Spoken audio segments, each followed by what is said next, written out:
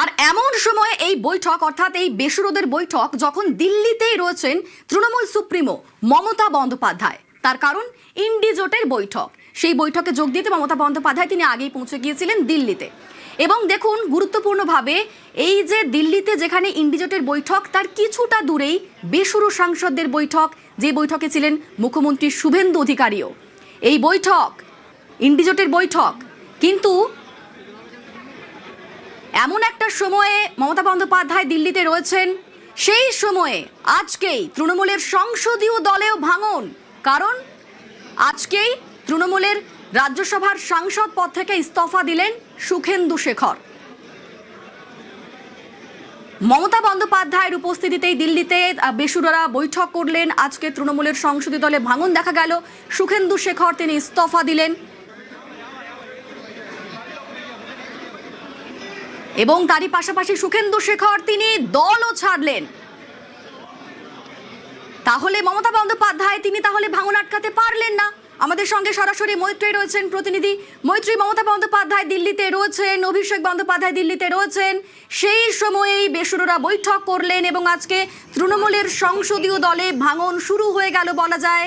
এরপর যে এই ফাটলটা আরো চওড়া হবে, ভাঙনটা চওড়া হবে তা বলার অপেক্ষা রাখে না।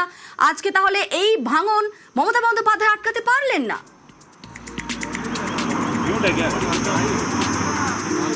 নিঃসন্দেহে দেখো এই ভাঙন যে মমতা বন্দ্যোপাধ্যায় আটকাতে পারলেন না সেটার প্রমাণ হয়ে গেল। এবং তার সঙ্গে সঙ্গে কিন্তু তার থেকেও বড় যে বার্তা দেওয়া হলো, যখন জাতীয় রাজনীতিতে নিজের পায়ের তলার মাটি শক্ত করার জন্য মমতা বন্দ্যোপাধ্যায় ইন্ডিয়া জোটের বৈঠক করছেন, সেই সময় দাঁড়িয়ে তার বিক্ষুব্ধ সাংসদরা তারা দিল্লিতেই যেখানে যে কনস্টিটিউশন ক্লাবে এই মুহূর্তে ইন্ডিয়া জোটের বৈঠক চলছে বা কিছুক্ষণ আগেও চলছিল, সেই কনস্টিটিউশন ক্লাব থেকে মাত্র কয়েক কিলোমিটার দূরে এই ভূপেন্দ্র যাদবের বাসভবন, সেখানে বসে তারা বৈঠক করলেন। এবং শুধু যে বৈঠক করলেন তাই নয়, রাজ্যের মুখ্যমন্ত্রীর উপস্থিতিতে বৈঠক করলেন। সেটা কিন্তু মমতা বন্দ্যোপাধ্যায়ের জন্য একটা বড় সড়ো বার্তা। এবং ভাঙন যেটা শুরু হয়েছিল বিধানসভা দিয়ে, সেই ভাঙন যে লোকসভায় এসে তারা আটকাতে পারবেন সেরকম একটা আশা করা হয়েছিল এবং সেই আশা তারা করেছিলেন। তারা কথা বলেছিলেন সাংসদদের সঙ্গে, তার ক্লোজ এডস যারা রয়েছেন তারা কথা বলেছিল। অন্ততপক্ষে 13 থেকে 14 জন সাংসদ আশ্বাসও দিয়েছিলেন বলে আমরা তৃণমূল সূত্রে জানতে পেরেছিলাম। কিন্তু সেই আশ্বাসে আদতে যে কোনো কাজ হলো না।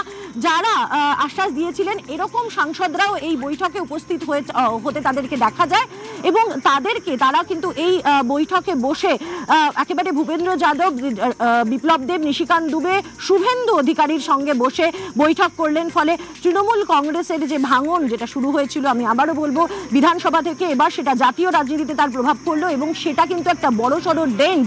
তার কারণ মমতা বন্দ্যোপাধ্যায়ের জন্য এটা আজকে বড় ধাক্কা, যেখানে তিনি জাতীয় রাজনীতিতে তিনি তার ওজন বোঝানোর জন্য বৈঠক করছেন, সেখানেই তার দলে এত বড় যখন ভাঙন হচ্ছে, ফলে খুব স্বাভাবিকভাবেই তার কিছুটা হলেও কিন্তু ফেস লস হলো আজকে যে জাতীয় রাজনীতির যে মঞ্চে তিনি উপস্থিত রয়েছেন সেই মঞ্চে দাঁড়িয়ে।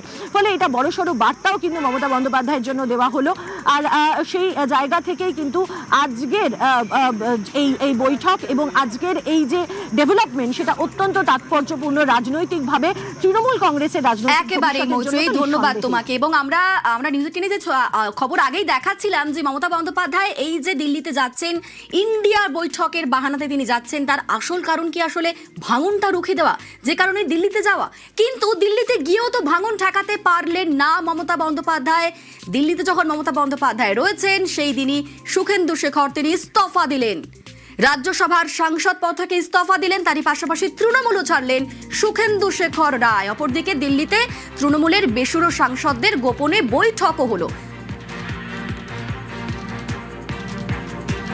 বিধানসভার পর এবার সংসদীয় দলে ভাঙন। আজ সুখেন্দু শেখর ইস্তফা দিলেন এবং তিনি যখন ইস্তফা দিলেন এক রাশ ক্ষোভ উগরে দিলেন। তিনি বললেন পরাজয়ের পর কারোর অনুসন্ধান হয়নি।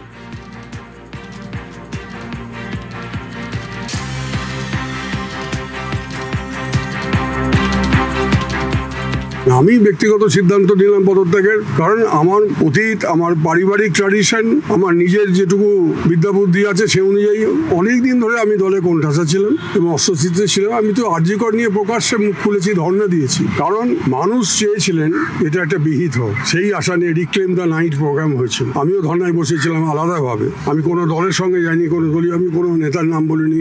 আমি দল থেকেও পদত্যাগ করে দিয়েছি। আমাদের রাজ্যসভার চেয়ারম্যানের সঙ্গে দেখা করে তার হাতে পদত্যাগপত্র তুলে দিয়েছি, ঠিক একইভাবে মেল করে এবং হোয়াটসঅ্যাপের মাধ্যমে দলনেত্রী মমতা বন্দ্যোপাধ্যায়ের কাছেও আমার ইস্তফাপত্র, দল থেকে প্রাথমিক সদস্য পদ আমি ত্যাগ করেছি। আমার তো এখনো 2029 সাল পর্যন্ত আমার টার্ম ছিল রাজ্যসভাতে, কিন্তু আমি নীতিগত কারণে যখন ভাবছি যে দলের সঙ্গে কাজ করা যাবে না, সুতরাং দল থেকেও পদত্যাগ করেছি, আমি রাজ্যসভাতেও পদত্যাগ।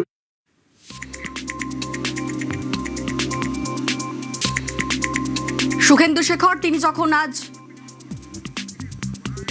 আজ ইস্তফা দিলেন, তারপর তিনি এক রাশ ক্ষোভ উগরে দিয়েছেন। তিনি বলছেন পরাজয়ের পর কারণ অনুসন্ধান হয়নি, মানুষের সঙ্গে এই দলের যোগাযোগ বিচ্ছিন্ন, দলে কোনো আদর্শই ছিল না, দলে দীর্ঘদিন কোণঠাসা ছিলাম এবং মমতার ছবি কেনা থেকেই দুর্নীতির শুরু। কি বলছেন শোনাবো। একজন রাজনৈতিক কর্মী হিসেবে আমি বুঝতে পেরেছি যে এই দল মানুষ থেকে পুরো বিচ্ছিন্ন হয়ে গেছে, জনগণ থেকে বিচ্ছিন্ন হয়ে গেছে। একের পর এক যে ধরনের দুর্নীতি, নারী নির্যাতনের ঘটনা ঘটেছে আমাদের রাজ্যে, যখন ক্ষমতায় আসলো প্রথম বৈঠক হলো কোথায়? কালিম্পং এর ডেলো পাহাড়ে, সেখানে চিট ফান্ডের মালিকদের সঙ্গে বৈঠক হচ্ছে, তারপর চিত্র প্রদর্শনী হচ্ছে, সেই আঁকা ছবিগুলো বিক্রি হচ্ছে 10 লাখ 15 লাখ টাকায়, এবং এইটা কিনছেন কারা? চিট ফান্ডের মালিকেরা, বিভিন্ন শিল্পপতি। তো করাপশন তো শুরু তখন থেকে। সুখেন্দু শেখর তিনি বলছেন যে মানুষের থেকে বিচ্ছিন্ন তৃণমূল, ডেলো পাহাড়ে চিটফান্ড কর্তাদের সঙ্গে বৈঠক, চিত্র প্রদর্শনী হয়েছে, 10 থেকে 15 লাখে মমতার আঁকা ছবি বিক্রি হয়েছে। এই মমতার আঁকা ছবি কেনা থেকেই দুর্নীতির শুরু। শোনাবো। ইন্দিরা গান্ধী 60 বছরের বয়সে তিনি ক্ষমতাচ্যুত হয়েছিলেন, ফাইট ব্যাক করে আবার ক্ষমতায় এসেছিলেন। আমাদের নেতৃত্বের যারা সর্বোচ্চ স্তরে রয়েছেন তাদের কেউ 70, কেউ 72, কেউ 75, কেউ 77, কেউ 78, কেউ 80, আর সবই তো ন্যাশনাল দেখছি, কেউ তো রিজিওনাল নেই, কেউ লোকালও নেই। চারিদিকে শুধু ন্যাশনাল লিডারদের ছড়াছড়ি, national spokes person, national general secretary, national joint secretary, সব ন্যাশনাল লিডার। এই ন্যাশনাল লিডারদের আগে কার কত সম্পত্তি আছে এগুলো দেখা দরকার। প্রত্যেকটা হাসপাতালে গত 5 বছর অন্তত যে ওষুধ, স্যালাইন, ইনজেকশন এবং অন্যান্য জিনিস, দ্রব্য সামগ্রী সরবরাহ হয়েছে, কারা করেছে, কত টাকায় করেছে, তাদের কোয়ালিটি ঠিকমতো দেখা হয়েছে কিনা, সমস্ত কিছু ফরেন্সিক অডিট হওয়া দরকার। শুধু এইভাবে রেহাই দিলে হবে না। সৌগত রায় তিনি বলছেন বিজেপির অপারেশন লোটাস শুরু হয়েছে, দলে ভাঙন ধরানোর কৌশল তোপ দাগলেন সৌগত রায়। সুখেন্দু শেখর রায় ভালো সাংসদ ছিলেন, আমার সঙ্গে খুব ভালো সম্পর্ক ছিল। গতকালও আমার দুপুরে ওর সাথে দেখা হয়েছে, উনি কিছু বলেননি। তবে উনি কিছুদিন ধরেই দলীয় নেতৃত্বের বিরুদ্ধে সমালোচনায় মুখর ছিলেন। সেটা শেষ পর্যন্ত যে পদত্যাগ করবেন সেটা আমি ভাবতে পারি না।